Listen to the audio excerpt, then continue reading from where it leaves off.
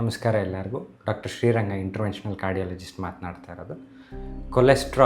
Cholesterol ಹಾರ್ಟಿಗೆ ಹೆಂಗೆ link ಆಗಿದೆ ಅಂತ ಹೇಳೋಕ್ಕೆ ಒಂದು ಎಕ್ಸಾಂಪಲ್ ಕೊಡ್ತೀನಿ. 12 ವರ್ಷದ ಹುಡುಗ, ಪಾಪ ಅವರು ಕಾಲ್ದು ಕೈದು ಎಲ್ಲ ಫೋಟೋಸ್ ಹಾಕಿದ್ದೀನಿ. ಅದರಲ್ಲಿ ಗೆಡ್ಡೆ ಥರ ಕಾಣ್ತಾ ಇರೋದು ಏನಂದರೆ ಕೊಲೆಸ್ಟ್ರಾಲ್ ಡೆಪಾಸಿಟ್ ಆಗಿರುವಂಥದ್ದು. ಪಾಪ ಆ ಮಗುಗೆ ಜೆನೆಟಿಕಲಿ ಪ್ರಾಬ್ಲಮ್. ನಾರ್ಮಲಾಗಿ ಕೊಲೆಸ್ಟ್ರಾಲ್ ಲೆವೆಲ್ಸ್ ಏನು ಹೇಳ್ತೀವಿ, LDL ಲಿಪಿಡ್ ಬ್ಯಾಡ್ ಕೊಲೆಸ್ಟ್ರಾಲ್ ಅಂತ ಏನಿರುತ್ತೆ ಕೊಲೆಸ್ಟ್ರಾಲಲ್ಲಿ, ಅರೌಂಡ್ 100ಗಿಂತ ಒಳಗಡೆ ಇದ್ದರೆ ಒಳ್ಳೆಯದು ಅಂತ ಹೇಳ್ತೀವಿ. ಪಾಪ ಆ ಮಗುಗೆ ರಿಪೋರ್ಟ್ ತೋರಿಸ್ತೀನಿ ನೋಡಿ ಎಷ್ಟಿದೆ, 700ಗಿಂತ ಜಾಸ್ತಿ ಇದೆ. 12 ವರ್ಷದ ಮಗು, ಎದೆ ನೋವು ಆಟ ಆಡಬೇಕಾದ್ರೆ ಅಂತ ಬಂದಿರೋಂಥ ಮಗು. ಸೊ ಚೆಕ್ ಮಾಡಿ ನೋಡಿದಾಗ ಹಾರ್ಟ್ ಅಟ್ಯಾಕ್ ಆಗಿರುತ್ತೆ, ಅದಕ್ಕೆ ರಕ್ತನಾಳದಲ್ಲಿ ಬ್ಲಾಕೇಜಸ್ ಇರುತ್ತೆ.